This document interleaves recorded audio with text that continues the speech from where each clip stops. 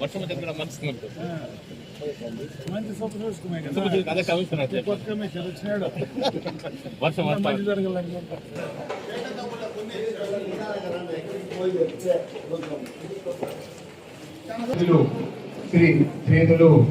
శ్రీ ఎన్ Amarnath sir గారికి సాధారణంగా రోజుకి ఆహ్వానిస్తున్నాం. మరియు అలాగే గౌరవ మున్సిపల్ కమిషనర్ గారు శ్రీ కె వర్మ సార్ గారిని సాధారణంగా వేదికగా ఆహ్వానిస్తున్నాము. మరి అలాగే పొందుకోవడం జరిగింది. దీనికి సంబంధించి మనము 3 సమస్యలు పెడుతున్నాము. ఒకటి 270 అడుగుల చదరపు ఇల్లు అనేసి, ఆ తర్వాత 350 అడుగుల చదరపు ఇల్లు, ఆ తర్వాత 425 అడుగుల చదరపు ఇల్లు అనేసి ఆ రోజు మన ప్రభుత్వం నిర్ణయం తీసుకుని కొన్ని కారణాల వల్ల అది జరగలేకపోవడంతో తర్వాత ఈ డబ్బులు దాదాపు 7 సంవత్సరాలు గవర్నమెంట్ దగ్గరే ఉండిపోయింది. ఎమ్మెల్యే గారి చొరవతో ఆ డబ్బుని వెనక్కి తీసుకోవాల్సిన దీంట్లో మన ఎమ్మెల్యే గారు పాత్ర చాలా ఉందనేసి తెలియజేసుకుంటూ ఈ రోజు మీకు ఆ డబ్బు వస్తుంది అంటే కేవలం ఎమ్మెల్యే గారు అనేసి తెలియజేసుకుంటున్నాను అదేసి తెలియజేసుకుంటూ అందుకే మీకు బస్సులో కూడా ఉచితంగా ప్రయాణించే సౌకర్యం కల్పించడం కానీ, అదే విధంగా సంవత్సరానికి 3 గ్యాస్ సిలిండర్లు ఉండడం కానీ, 2వ విడత ఈ నెల 24వ తేదీ తల్లికి వందనం పథకం కింద ఇంట్లో ఎంతమంది ఆడబిడ్డలు ఉంటే, చదువుకునే పిల్లవాళ్ళు ఉంటే వాళ్ళకందరికీ డబ్బు పెట్టాలని కూడా తెలియజేసుకుంటూ ఏదైతే మన పూర్ణంగా రాబోయే రోజుల్లో కూడా మీరందరూ ఈ యొక్క కుటుంబ ప్రభుత్వానికి స్వాగతం పలకాలనేసి, అదేవిధంగా మళ్ళా ఆశీర్వదించాలనేసి కోరుకుంటూ ఈ అవకాశం ఇచ్చిన మీకందరికీ ధన్యవాదాలు. జై హింద్, జై హింద్. తదుపరిగా municipal ex vice chairman Veerendra మాట్లాడుతున్నారు. స్వాగతం పలికారు. ముందుగా శాసనసభ్యుల వారికి నమస్కారం తెలియజేస్తున్నాను. వేదిక మీద ఉన్నటువంటి, వేదిక ముందున్న ఈ ప్రాంత ప్రజలు పెద్దలందరికీ కూడా నమస్కారం తెలియజేసుకుంటూ ఉన్నాం. ముందుగా మా సిబ్బందిని గౌరవనీయులు శాసనసభ్యుల వారికి సన్మాన కార్యక్రమం నిర్వహించడంతో ప్రార్థిస్తున్నాం.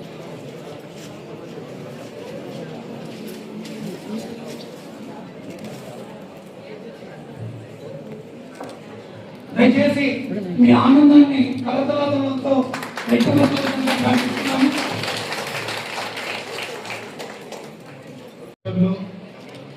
ప్రస్తుత ప్రతినిధులు, కూటమి పార్టీకి సంబంధించినటువంటి నాయకులందరికీ, ఈ కార్యక్రమంలో భాగస్వాములైన టిడ్కో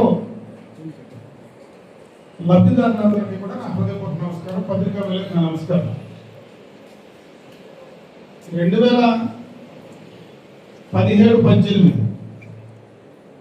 ఆ రోజు అపార్ట్మెంటల్ హౌసెస్ అండ్ టిడ్కో ద్వారా పేదలందరికీ ఖచ్చితంగా కూడా ఇంటి సౌకర్యం కల్పించాలా. దాంట్లో సైజెస్ బట్టి ఏ సైజుకు ఎంత మీరు మీ కాంట్రిబ్యూషన్ డిపాజిట్ కట్టాలా, కట్టిన తర్వాత ప్రభుత్వమే ఆ ఇంటిని కట్టించి అక్కడ ఉన్నటువంటి అన్ని ఫెసిలిటీస్, అటు నీళ్లు కానీ, స్కూల్ కానీ, కరెంటు కానీ, అన్ని రకాలైనటువంటి మౌలిక సదుపాయాలని అందించాలని ఒక మంచి కార్యక్రమాన్ని ఆ రోజు చంద్రబాబు నాయుడు గారు శ్రీకారం చుట్టడం జరిగింది. దాంట్లో భాగంగానే మనం ఆ రోజు గంటాపూర్లో ల్యాండ్ కూడా అక్విజిషన్ చేశాం. ల్యాండ్ అక్విజిషన్ చేసిన తర్వాత అందరికంటే, రాష్ట్రంలో అందరికంటే ముందు మనం పనులు మొదలు పెట్టాం. అయితే దురదృష్టం, ఒక చోట బండ రావడం, అందులోకి ఆ ల్యాండ్ ఓనర్ ఒక అతను కేసు వేయడం, ఇవన్నీ కూడా లేట్ అయిన తర్వాత ఆ ల్యాండ్ కేసు వేసిన తర్వాత, బండ వచ్చిన తర్వాత కొత్త ల్యాండ్ కోసం మళ్ళీ మనము గట్టూరు కాలనీకి పోయి ఒక ల్యాండ్ ఐడెంటిఫై చేసి అక్కడ కూడా ఫౌండేషన్ వేసాం. ఈ ఫౌండేషన్ వేసి అక్కడ ఉండేటువంటి కాంట్రాక్టర్ వచ్చి పని మొదలు పెట్టేటప్పటికి ప్రభుత్వం మారిన తర్వాత పూర్తిగా కూడా ఆ కార్యక్రమం మరుగున పడింది.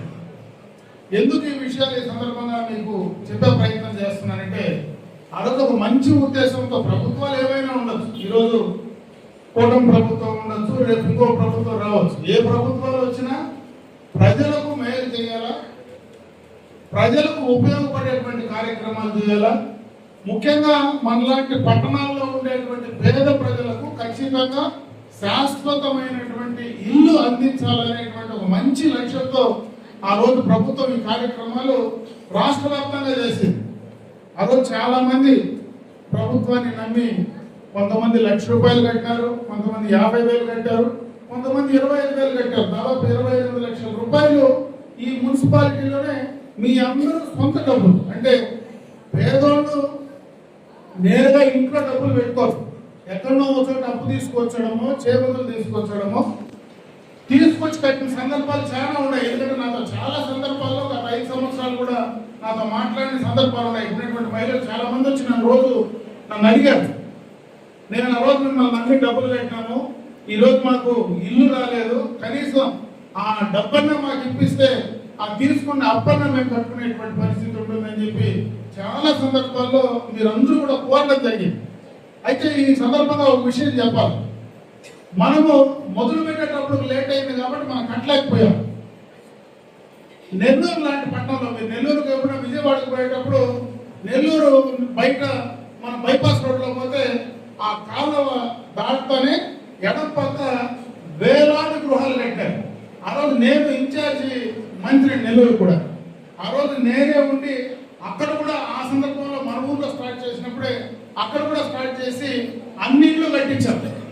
నేను తర్వాత 5 ఏళ్ళు అదే దారిలో పోయినా కట్టేసిన ఇండ్లు కూడా కనీసం ఆ లబ్ధిదారులకు ఇచ్చే పరిస్థితి గత ప్రభుత్వంలో లేదు. ఎందుకంటే నేను ఈరోజు ఏదో ఆ ప్రభుత్వాన్ని నిందించడము, ఎవరో చేసిన తప్పును ఎత్తి చూపించే ప్రయత్నం చేయలేదు. కనీసం లబ్ధిదారులు అప్పు తీసుకొచ్చి కడితే ఆ డబ్బును తిరిగిచ్చే ప్రయత్నం చేయాల.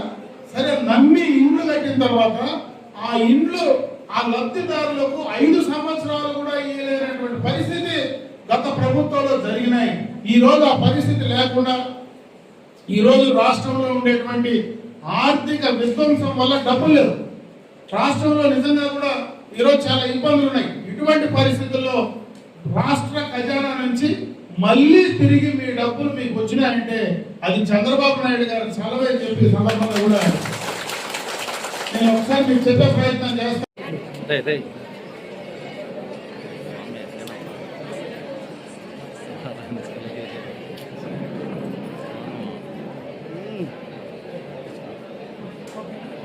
ఓకే చూడండి,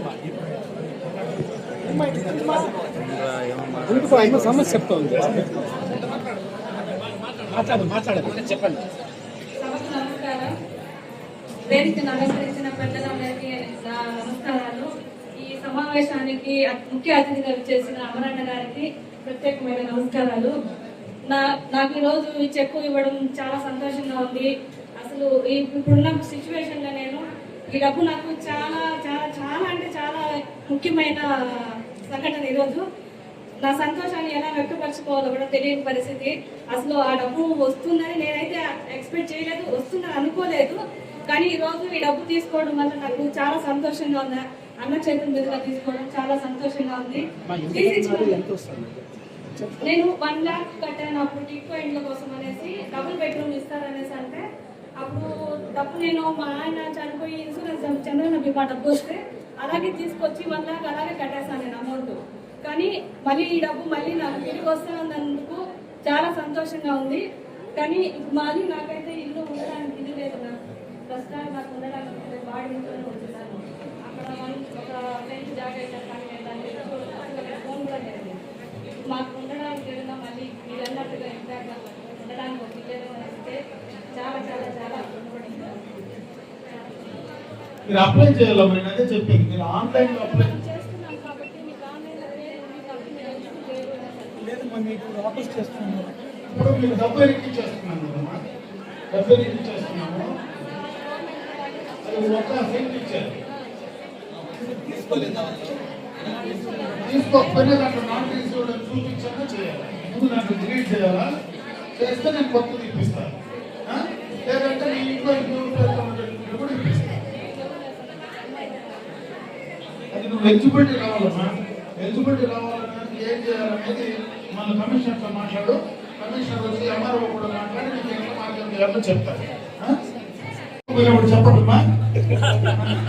హోటల్ పోయిన వాళ్ళందరికీ చెప్తాను నేను ఇంకా మాట్లాడు అదే తమాషాలు కడతానేనా నువ్వు హోటల్ పోయిన వాళ్ళందరికీ కూడా నా డబ్బులు అంటాడు ఈరోజు ఇచ్చేస్తాను తప్పేం లేదు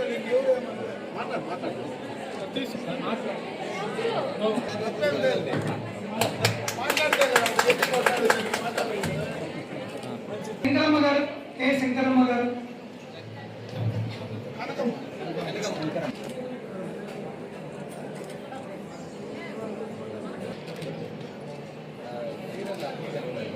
ఎస్ తాజోన్ గారు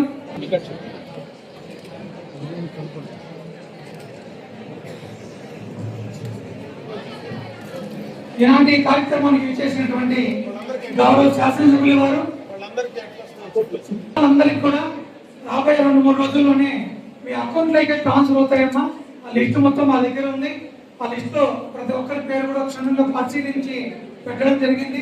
అవన్నీ చూసిన తర్వాత ఖచ్చితంగా మీ అకౌంట్లోకి మీ డబ్బులు వచ్చిన తర్వాత మీరు గౌరవ శాసనసభ్యుల వారికి మీ సంతోషాన్ని దయచేసి వ్యక్తపరచవలసిందిగా ప్రార్థిస్తున్నామా. ఎవరైతే ఇక్కడ ఉన్నటువంటి లబ్ధిదారులు నేను ఆ రోజు కూడా చెప్పాను మీకు చాలా మందికి ఇక్కడ ఉన్నటువంటి లబ్ధిదారులు ఎవరైతే ఆ రోజు నమ్మి మీరు కట్టారో ఆ రోజు మీకు టిట్కో ఇళ్ళు పై అంతస్తులో అపార్ట్మెంట్ హౌసెస్ కట్టలేకపోయారు. ఈ రోజు మీరు ఎవరైతే ఎలిజిబిలిటీ ఉన్నారో మళ్ళా త్వరలోనే ఆ ఇండ్లకు సంబంధించినటువంటి కొన్ని చోట్ల ఐడెంటిఫై చేస్తా ఉన్నారు, ల్యాండ్ ఐడెంటిఫై చేస్తా ఉన్నారు. అక్కడ మీరు ఎవరైనా ఎలిజిబిలిటీ ఉంటే మీరే ఇప్పుడు డబ్బులు కట్టాల్సిన పనిలే, మీరు అప్లై చేసుకుంటే ఎలిజిబిలిటీ ప్రకారం మీకు అక్కడ పట్టా ఇచ్చి మళ్ళా ప్రభుత్వం నుంచి ఆ ఇండ్లు కట్టించే పూచి ఖచ్చితంగా కూడా మేము తీసుకుంటామని చెప్పి సందర్భంగా తెలియజేసుకుంటున్నాం. ఈరోజు మళ్ళీ అవకాశం వచ్చింది, కొత్త ఇండ్లు మళ్ళీ ఒక 600 మందికి ఈరోజు మనం పట్టాలు ఇచ్చేటువంటి అవకాశం ఈ అర్బన్ ఏరియాలో ఉంది. కొన్ని ల్యాండ్ ఐడెంటిఫై చేస్తాం, ఇంకొక చోట 2-3 చోట్ల ఇంకొక ఎకరాలు 2 ఎకరాలు దొరికేటువంటి అవకాశం ఉంది. అవన్నీ కూడా తీసుకొస్తే ఆ రోజు నమ్మి ఎవరైతే మీరు కష్టపడి దాదాపు 6-7 సంవత్సరాలు మీరు వేచి చూసి ఉన్నారో మీకు నిజంగా అటువంటి వాళ్లకు నిజమైనటువంటి లబ్ధిదారులకు ఎలిజిబిలిటీ ఉండాలి. మీరు ఆన్లైన్ లో అప్లై చేసుకుంటే ఎవరైతే ఉన్నారో ఆన్లైన్ లో అప్లై చేసుకుంటే దాన్ని ఎంక్వైరీ చేసి మీకు నిజంగా ఎలిజిబిలిటీ ఉంటే ఆ ఎలిజిబిలిటీ ప్రకారం మీకు హౌస్ సైట్ పట్టా మొదట మీకు ఇచ్చే కార్యక్రమం చేస్తాం. అదే విధంగా అర్బన్ హౌసింగ్ కింద మీకు ఆ ఇంట్లో శాంక్షన్ చేసేటువంటి కార్యక్రమాన్ని ఖచ్చితంగా చేయడం జరుగుతుందని చెప్పే సందర్భంగా మీ అందరి దృష్టికి తీసుకొచ్చే ప్రయత్నం చేస్తా ఉన్నా. ఇప్పుడు చాలా మంది మాట్లాడారు, ఈ కూటమి ప్రభుత్వం వచ్చిన తర్వాత మహిళా సోదరులకు ఏ కార్యక్రమం చేస్తా ఉన్నాము. నిజంగా కూడా ఈ ప్రభుత్వం మహిళా అభివృద్ధికి కట్టుబడి ఉంది.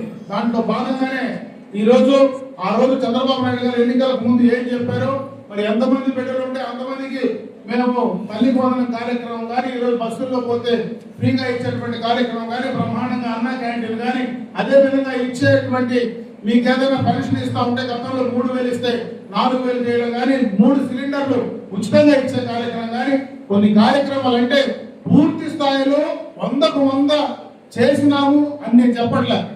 చేయగలిగినవి ఈ రోజు ఉండే పరిస్థితిలో చేసేటివి చాలా కార్యక్రమాలు ఈ రోజు ఈ రాష్ట్రంలో ఉండేటువంటి ఇబ్బందులు ఎదుర్కొని మహిళా సోదరిమణులకు చేసే ప్రయత్నం చేస్తా ఉన్నారు. అదే విధంగా మెప్పా కింద మీకు ఏ రకంగా మీరు ఈ మెప్పాలో గ్రూప్స్ ఏవైతే ఉన్నాయో మీరు చేసేటువంటి మీరు ఆ మెప్పా ద్వారా తీసుకునేటువంటి కార్యక్రమాలన్నీ కూడా ఏవైతే ఉన్నాయో దానికి సంబంధించి మార్కెటింగ్ చేయడానికి, ఆన్లైన్ మార్కెటింగ్ చేయడానికి, మీ యొక్క వ్యాపారాన్ని వృద్ధి చేసుకోవడానికి, మీకు చేసేటువంటి ఏ ప్రోడక్ట్ ఉందో దాన్ని కరెక్ట్ గా సరైనటువంటి రేట్ రావడానికి అన్ని రకాలుగా కూడా ఈరోజు చంద్రబాబు నాయుడు గారు ముందుండి చేస్తా ఉన్నారు. అదే కాకుండా ప్రతి ఇంట్లో ఒక ఎంటర్ప్రినర్ తయారు చేయాలనేటువంటి మంచి ఉద్దేశంతో ఈరోజు ఈ ప్రభుత్వం పనిచేస్తా ఉంది. కాబట్టి ప్రభుత్వం ఇచ్చేటువంటి ఆ కార్యక్రమాలు సద్వినియోగం చేసుకోమని చెప్పి నేను మిమ్మల్ని అందరినీ మనస్ఫూర్తిగా కూడా కోరుకుంటూ ఈ పట్టణానికి సంబంధించి త్రాగునీటికి సంబంధించి కొన్ని ఇబ్బందులు ఉన్నాయి. ఎందుకంటే ఈరోజు ఎల్నినో వస్తా ఉంది, మళ్ళా